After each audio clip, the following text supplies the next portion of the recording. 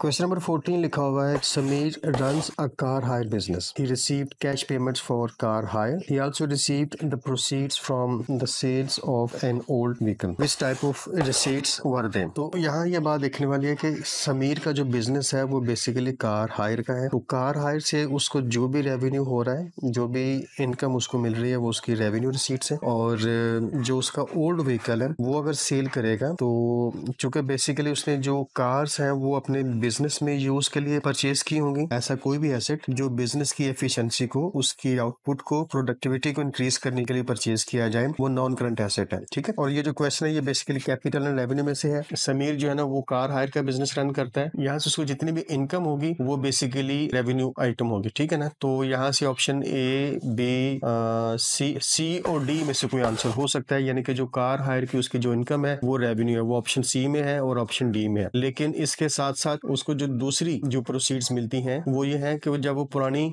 कोई व्हीकल बेच देता है तो वहां से भी उसको पैसे आते हैं। चूंकि जो पुरानी व्हीकल बेचता है बेसिकली उसने बिजनेस में यूज के लिए उसको खरीदा हुआ था, तो इस वजह से वहां से जो पैसे आएंगे वो उसकी कैपिटल रिसीट्स होगी। तो देखते हैं सी और डी में से कैपिटल रिसीट्स कौन सी हैं। ये ऑप्शन सी में है। तो इस लिहाज से जो ऑप्शन सी है वो हमारा करेक्ट ऑप्शन। ठीक हो गया जी।